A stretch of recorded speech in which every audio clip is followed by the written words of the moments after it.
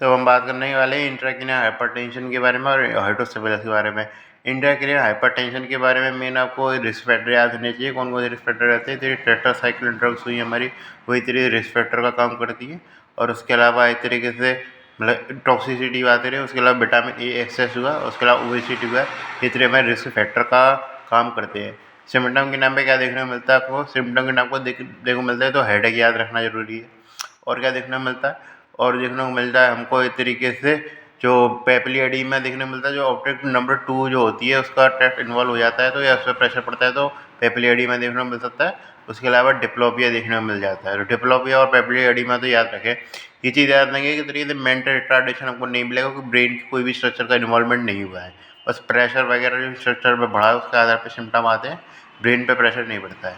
ये इसका इलाज कैसे किया जा सकता है? तो इसका इलाज जो एक तरीके से वो ड्रग आती है, तरीके से हम पढ़ेंगे जब वो डायबिटिक्स में, तो उसमें आती है एसिटाजोलामाइड, उसका एक तरीके से यूज किया जा सकता है। उसके अलावा यदि उसको बहुत हाई लेवल पर हेडेक हो रहा है, हेडेक के लिए बात करें, इंडिकेशन होता है लंबर पंचर भी कर सकते हैं, जिसके कारण क्या है कि सेरिब्रोस्पाइनल फ्लूइड का लंबर पंचर होगा तो एक जगह से प्रेशर कम होगा, तो इसके कारण क्या होगा, सेरिब्रोस्पाइनल फ्लूइड ज़्यादा निकलेगा। तो इस तरीके से क्या देखने को मिलेगा, हमको रिलीफ मिलेगा इधर हेडेक में।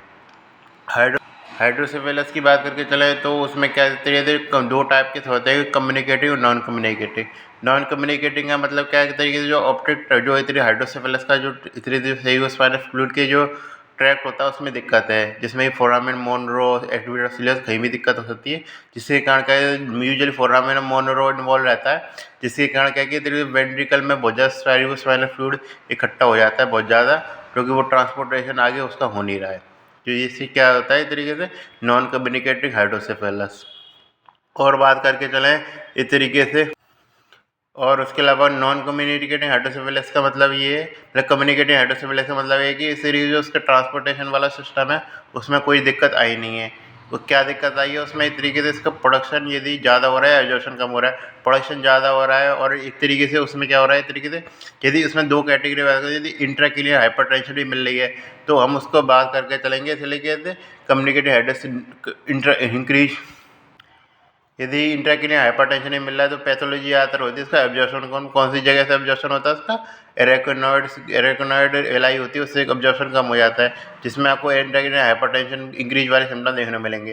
बाकी की यदि प्रोडक्शन ज़्यादा हो रहा है तो कौन से सिम्टम देखने को मिलेंगे, तो उसके लिए एक तो ट्रायड आता है हमारा, वो ट्रायड होता है हमारा इतनी एक्यूट ट्रायड, जिसमें हमें यूरिनरी इनकॉन्टिन्यूअस, गेट अफेरेक्सिया और उसके अलावा कोग्निटिव डिसफंक्शन देखने को मिल जाता है।